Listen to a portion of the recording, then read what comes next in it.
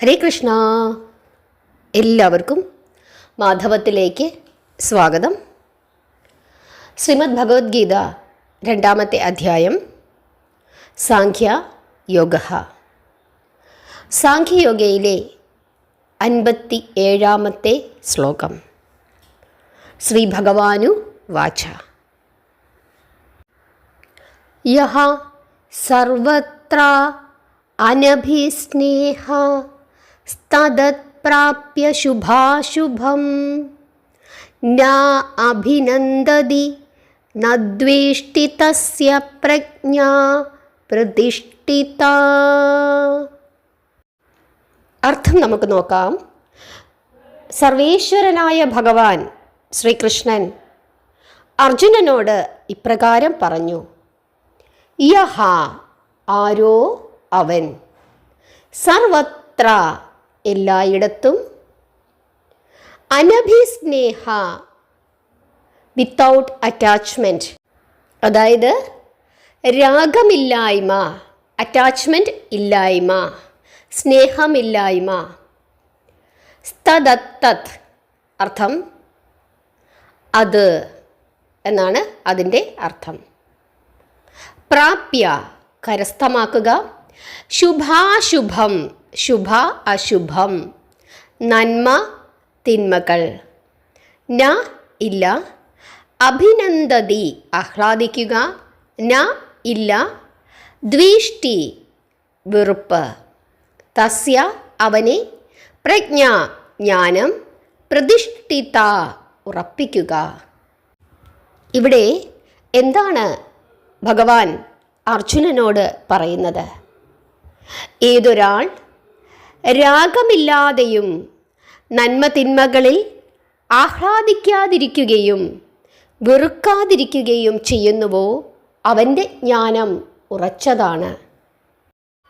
ആരാണോ ദേഹധനാദി യാതൊന്നിലും മമതയില്ലാതെ അപ്പോഴപ്പോൾ ശുഭമോ അശുഭമോ വന്നു ചേരുമ്പോൾ അഭിനന്ദിക്കുന്നില്ല, അശുഭത്തെ ദ്വേഷിക്കുന്നില്ല, അങ്ങനെയുള്ള ഏതൊരാളോ അയാൾ സത്യബോധം, അയാളിലെ സത്യബോധം സ്ഥിരമാണ്. എന്തുകൊണ്ടാണ് ഭഗവാൻ ഇങ്ങനെ അർജുനനോട് പറഞ്ഞത്? ഇവിടെ അർജുനൻ്റെ ഉള്ളിൽ അനാവശ്യമായ ഒരു മമത ഉണ്ടായിരിക്കുന്നു എന്ന് കൃഷ്ണന് മനസ്സിലാവുകയാണ്. അതായത് എൻ്റെ ജനം എന്നുള്ള ഒരു അനാവശ്യമായ ഒരു ബോധം. ആ മമതയാണ് ലൗകികമായ സ്നേഹം. അതിൽ ഒരു മനുഷ്യൻ ആണ്ടുപോയാൽ അവൻ്റെ ജീവിതത്തിൽ എന്നും ദുഃഖം മാത്രമായിരിക്കും പിന്നീട് അവശേഷിക്കുന്നത്. ഇന്ദ്രിയ നിഗ്രഹണം ആവശ്യമാണ് എന്നാണ് ഭഗവാൻ നമ്മളോട് പറഞ്ഞു തരുന്നത്. കാരണം പലതരത്തിലുള്ള വിഷമകരമായ അവസ്ഥകളും നമ്മുടെ ജീവിതത്തിൽ വന്നു ചേരും. ആ അവസ്ഥകളെ എല്ലാം തരണം ചെയ്ത് മുമ്പോട്ട് പോകണമെങ്കിൽ സഹിച്ചും ക്ഷമിച്ചും മറന്നും നമ്മൾ മുമ്പോട്ട് പോയാൽ മാത്രമേ സാധിക്കുകയുള്ളൂ. നമ്മുടെ ജീവിതത്തിൽ ഒരു ദുഃഖമുണ്ടായി, എന്നും ആ ദുഃഖത്തെപ്പറ്റി ഇങ്ങനെ ഓർത്ത് കരഞ്ഞുകൊണ്ടിരുന്നു കഴിഞ്ഞാൽ നമുക്ക് മുമ്പോട്ട് പോകാൻ സാധിക്കുമോ? ഇല്ല. മറക്കണം, മറക്കേണ്ട കാര്യങ്ങൾ മറക്കണം, ഒഴിവാക്കേണ്ടവരെ ഒഴിവാക്കാൻ പഠിക്കണം.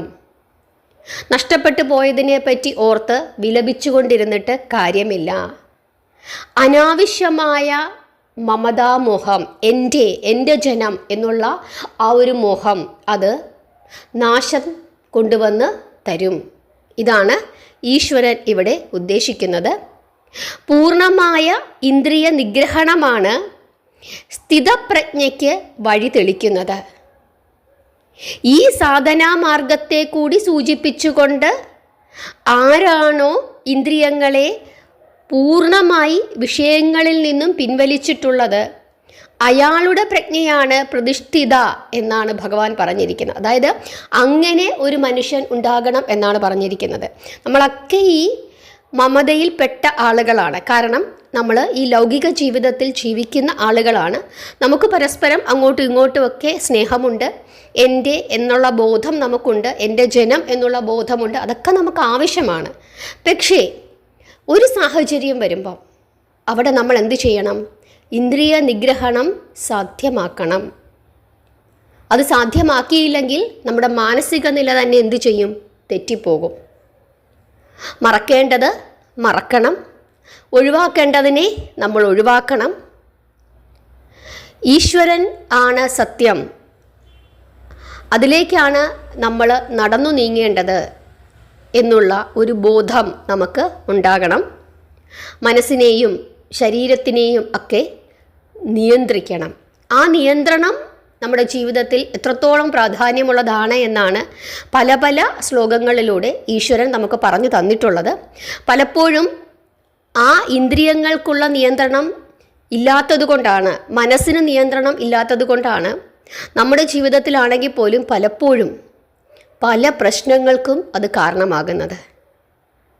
എന്നെ അത് പറഞ്ഞു, എൻ്റെ വീട്ടുകാരെ അത് പറഞ്ഞു, എൻ്റെ ശരീരത്തിനെ ഇത് കുറ്റം പറഞ്ഞു, എൻ്റെ മനസ്സിനെ കുറ്റം പറഞ്ഞു എന്നൊക്കെ പറഞ്ഞ് നിസ്സാര കാര്യങ്ങൾക്ക് നമ്മൾ പ്രശ്നങ്ങൾ ഉണ്ടാക്കുകയും നമ്മുടെ മാനസിക നില തെറ്റുകയും, ചിലർ ഭർത്താവ് മരിച്ചു പോയി കഴിഞ്ഞാൽ, ഭാര്യ മരിച്ചു പോയി കഴിഞ്ഞാൽ, അതല്ലെങ്കിൽ അച്ഛനമ്മമാരെ നഷ്ടപ്പെട്ടു പോയി കഴിഞ്ഞാൽ, മക്കൾ നഷ്ടപ്പെട്ടു പോയി കഴിഞ്ഞാലൊക്കെ മാനസികമായി തകരുകയും മാനസിക വിഭ്രാന്തിയിലേക്ക് പോവുകയും ചെയ്യുന്നത് നമുക്ക് പല സ്ഥലങ്ങളിലും കാണാൻ സാധിക്കും.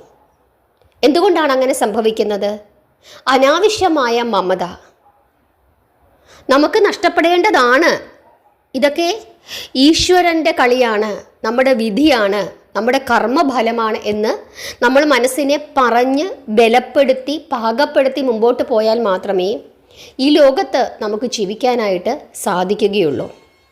പണ്ട് ഒരു കുട്ടിയുടെ അമ്മ മരിച്ചുപോയി. ആ കുട്ടിക്ക് ഭയങ്കര വിഷമമായി. എന്തുകൊണ്ടാണ് എൻ്റെ അമ്മ ഇങ്ങനെ മരിച്ചു പോയത്? ഭഗവാൻ എന്തിനാണ് എൻ്റെ അമ്മയെ ഇങ്ങനെ അങ്ങോട്ടേക്ക് തിരിച്ചു വിളിച്ചത്? ഞാനിനി എന്ത് ചെയ്യും എന്ന് ആലോചിച്ച് ഈ കുട്ടി ഇങ്ങനെ വിഷമിക്കുകയാണ്. ആ സമയത്താണ് ആ ഗ്രാമത്തിലേക്ക് ശ്രീബുദ്ധൻ വരുന്നത്. ശ്രീബുദ്ധൻ്റെ അടുത്തേക്ക് ഈ കുട്ടി ചെല്ലുകയാണ്. എന്നിട്ട് പറഞ്ഞു, എൻ്റെ അമ്മ മരിച്ചുപോയി, ഞാൻ എന്തു ചെയ്യും? ഈശ്വരൻ എന്തിനാണ് എന്നോട് ഇങ്ങനെ ചെയ്തത്? എനിക്ക് സഹിക്കാൻ സാധിക്കുന്നില്ല എന്ന് പറഞ്ഞ് കരയുകയാണ്. അപ്പോൾ ശ്രീബുദ്ധൻ ഈ കുട്ടിയോട് എന്താണ് പറഞ്ഞത് എന്ന് നിങ്ങൾക്കറിയാമോ? ശ്രീബുദ്ധൻ പറഞ്ഞു, ഈ ഗ്രാമത്തിൽ എത്ര വീടുകളുണ്ട് എന്ന് ചോദിച്ചു. അപ്പോൾ ആ കുട്ടി ഒരു സംഖ്യ പറഞ്ഞു, ഏകദേശം ഇത്രയും വീടുകളുണ്ട് എന്ന് പറഞ്ഞു.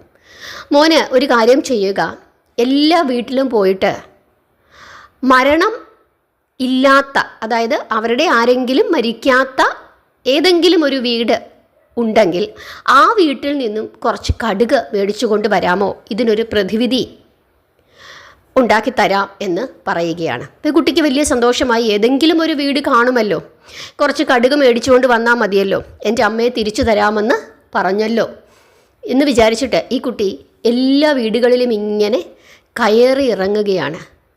ഓരോ വീട്ടിലും ചെന്നിട്ട് ചോദിക്കും, നിങ്ങളുടെ ആരെങ്കിലും ഇവിടെ മരിച്ചിട്ടുണ്ടോ എന്ന് ചോദിക്കും. അപ്പോൾ ഓരോ വീട്ടുകാരും എൻ്റെ അമ്മ മരിച്ചുപോയി, എൻ്റെ അച്ഛൻ മരിച്ചുപോയി, ഭർത്താവ്, കുഞ്ഞുങ്ങൾ, ഇങ്ങനെ പറഞ്ഞ് അവർ ആ മരണത്തെപ്പറ്റി പറഞ്ഞ് കരയുകയാണ്. അങ്ങനെ ആ ഗ്രാമത്തിലെ ഒരു വീട്ടിൽ നിന്നും ആ കുട്ടിക്ക് കടുക് കിട്ടിയില്ല. അങ്ങനെ വിഷമിച്ചിട്ട് ഈ കുട്ടി ശ്രീബുദ്ധൻ്റെ അടുത്ത് വന്നിട്ട് പറഞ്ഞു, എല്ലാ വീട്ടിലും മരണം നടന്നു. അപ്പോൾ ആ കുട്ടിയെ ശ്രീബുദ്ധൻ ഉപദേശിക്കുന്നുണ്ട്, മോനെ, ഇത് സത്യമാണ്, മരണം എന്നത് സത്യമാണ്. ആ സത്യത്തെ ഉൾക്കൊണ്ട് ജീവിക്കുക, മുമ്പോട്ട് പോവുക എന്നുള്ളതാണ് നമ്മുടെ ഓരോരുത്തരുടെയും ഉത്തരവാദിത്തം. അതുപോലെ തന്നെയാണ് ദോഷങ്ങളും പ്രശ്നങ്ങളും ഒക്കെ.